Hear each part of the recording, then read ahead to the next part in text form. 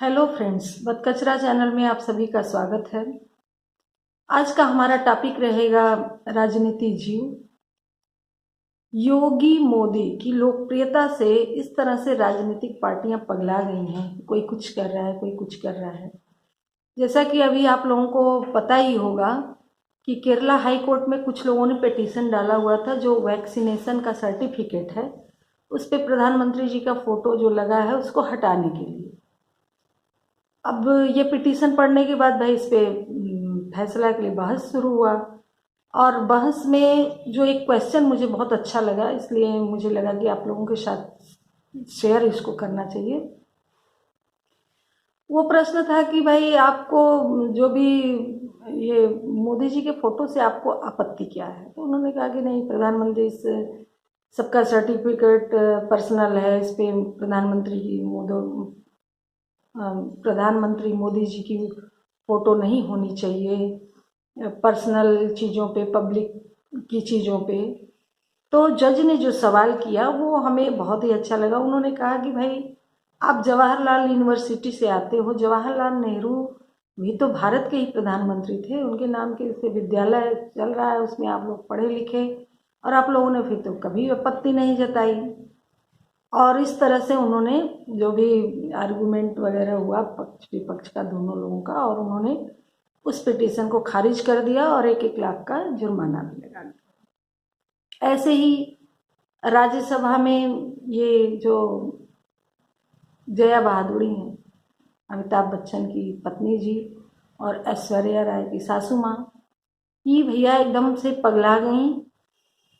Panama paper leak इस समय बहुत तेज़ी से तूल पकड़ता चला जा रहा है।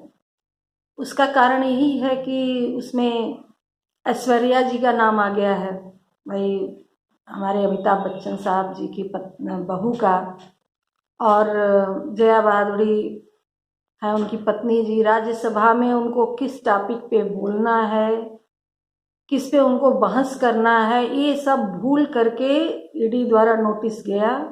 उन्होंने टैक्स चोरी के लिए कोई कंपनी बनाई थी और चोरी वोरी करके वो कंपनी फिर बंद कर दी हूँ।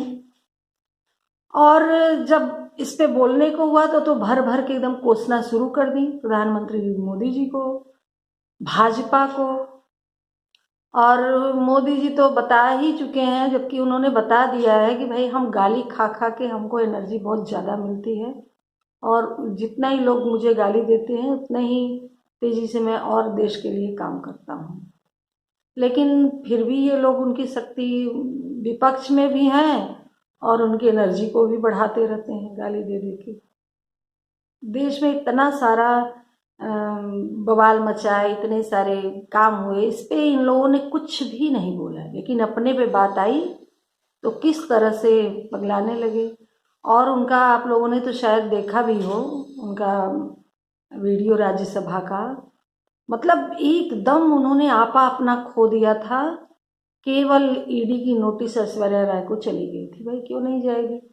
आप गलत काम करोगे, इन लोगों की जो सेलिब्रिटी लोग हैं और ये नेता लोग हैं, इनकी आदत पड़ चुकी है ना, गलत गलत काम भी करेंगे और निक्के बने रहने की कोशिश भी करेंगे।